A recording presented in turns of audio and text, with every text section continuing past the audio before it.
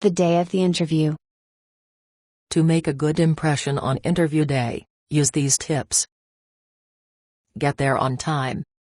Try to schedule several interviews within the same area of town and time frame to avoid wasted time in excessive travel. Get directions online, from MapQuest.com or similar sources, or ask for directions from the receptionist to be sure you know how to get to the interview and how long traveling to the interview will take. Allow plenty of time for traffic or other problems and plan on arriving for the interview 5 to 10 minutes early. Check your appearance. Arrive early enough to slip into a restroom and correct any grooming problems your travel may have caused, such as windblown hair. You would be surprised how many people go into the interview with grooming problems such as messed up hair or smudged lipstick on their teeth. Use a breath mint or gum just to be on the safe side.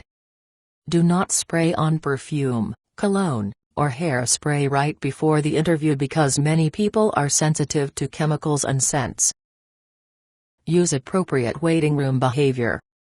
As you wait for the interview to begin, keep in mind that it's important to relax and to look relaxed. Occupy yourself with something businesslike. For example, you could review your notes on questions you might like to ask in the interview, key skills you want to present, or other interview details. Bring a work-related magazine to read or pick one up in the reception area. The waiting room may also have publications from the organization itself that you may not have seen yet. You could also use this time to update your daily schedule. Be prepared if the interviewer is late. Hope that it happens. If you arrive promptly but have to wait past the appointed time, that puts the interviewer in a "Gee, I'm sorry, I owe you" one frame of mind. If the interviewer is 15 minutes late, approach the office manager or administrative assistant and say something like, "I have an appointment to keep yet today. Do you think it will be much longer before," insert interviewer's name, "will be free?" Be nice, but don't act as though you can sit around all day, either. If you have to wait more than 25 minutes beyond the scheduled time, you may want to ask to reschedule the interview at a better time. Say it is no problem for you and you understand things do come up. Besides, you say, you want to be sure Mr. or Miss So-and-so doesn't feel rushed when he or she sees you. Set up the new time, accept any apology with a smile, and be on your way. When you do come back for your interview, the odds are that the interviewer will apologize and treat you very well indeed. Tip: identify things you habitually do that may create a negative impression and avoid doing them during the interview. For example, don't slouch, crack your knuckles, mess with your hair, or spread your papers across the next seat. Do not smoke, even if the employer invites you to do so.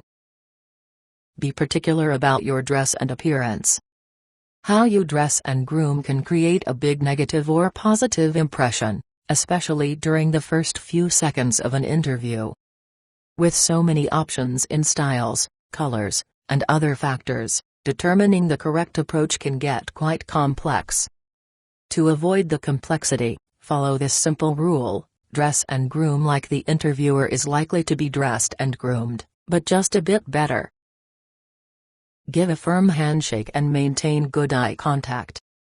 If the employer offers his or her hand, give a firm, but not too firm, handshake as you smile.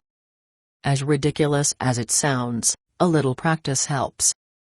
Avoid staring, but do look at the interviewer when either of you is speaking. It will help you concentrate on what is being said and indicate to the employer that you are listening closely and have good social skills. Act interested. When you are sitting, lean slightly forward in your chair and keep your head up, looking directly at the interviewer. This stance helps you look interested and alert. Eliminate annoying behaviors.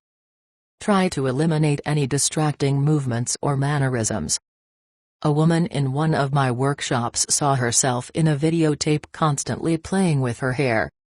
Only then did she realize that she had this distracting behavior, Listen to yourself and you may notice that you say ahorum frequently, or say you know what I mean over and over, or use other repetitive words or phrases. You may hardly be aware of doing this, but do watch for it. Ask friends or family for help pinpointing these behaviors. Pay attention to your voice. If you are naturally soft-spoken, work on increasing your volume slightly. Listen to news announcers and other professional speakers who are good models for volume, speed, and voice tone. I, for example, have a fairly deep voice. I have learned to change my intonation while doing presentations so that everyone doesn't go to sleep. Your voice and delivery will improve as you gain experience and conduct more interviews.